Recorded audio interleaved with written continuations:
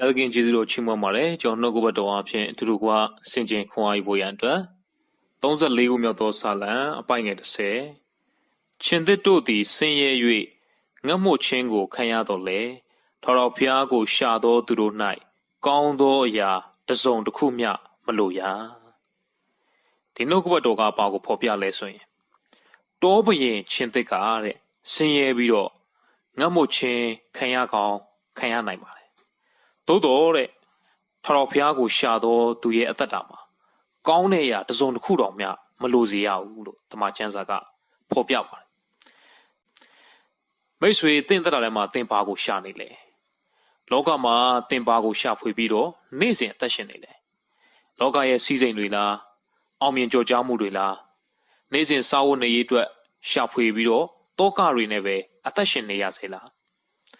သင်ရှာနိုင်တဲ့လောက်အတိုင်းအတာထိတော့သင်ရကောင်းရနိုင်ပါတယ်ဒါပေမဲ့သင်ဘဝကိုကြည်နေရလားပျော်ရွှင်ရလားပျော်ရွှင်မှုဆိုတာကအခြေအနေပေါ်မှာမူတည်ပါတယ်ဒါပေမဲ့စစ်မှန်တဲ့ဝမ်းမြောက်ပျော်ရွှင်ခြင်းကတော့ယေရှုခရစ်တော်စီမှာပဲရှိပါတယ်ဒါကြောင့်တမန်ကျမ်းစာကပြောတယ်ထာဝရဘုရားကိုရှာသောသူရဲ့အသက်တာထဲမှာကောင်းတဲ့အရာတစ်စုံတစ်ခုများမလိုဘူးလို့ဖော်ပြပါတယ်သင်ကလောကအရာတွေကိုရှာဖွေနေသူ၍သင်ဘဝကြီးကတစ်ခုခုလိုနေစမြဲပါပဲဒါကြောင့်ကျမ်းစာကပြောတယ်အလုံးစုံပိုင်တတဲ့ဖျားကိုသာရှာမယ်ဆိုရင်သင်ဘဝကြီးကပြည့်ပြည့်စုံပြီကောင်းတဲ့အရာတစ်စုံတစ်ခုမျှမလိုရဘူးလို့တမန်ကျမ်းစာကဂတိတော်ပေးထားပါတယ်ကောင်းတဲ့အရာတစ်စုံတစ်ခုမျှမလိုဘူးဆိုတာကရုပ်ဝတ္ထုပစ္စည်းတွေလောကစည်းစိမ်တွေပြည့်စုံနေမယ်လို့ပြောခြင်းမဟုတ်ပါဘူးကောင်းသောအရာတစ်စုံတစ်ခုမျှမလိုဘူးဆိုတာကအရာခသိန်းကိုပိုင်တတဲ့ဖျားကသင်နဲ့အတူရှိနေခြင်းကိုဖော်ပြခြင်းဖြစ်ပါတယ်သင်ကငွေကိုရှာရင်ကျန်တဲ့တစ်စုံတစ်ခုတော့သင်လိုနေဦးမှာဖြစ်ပါတယ်သင်ကအောင်မြင်ကြော်ကြားမှုကိုရှာရင်သင်ရဲ့ဘဝအသက်တာထဲမှာတစ်ခုခုတော့လိုနေဦးမှာဖြစ်ပါတယ်သင်ကယာရုစည်းစိမ်တွေကိုရှာရင်တစ်ခုခုကသင်သက်တာထဲမှာလိုအပ်နေဦးမှာဖြစ်ပါတယ်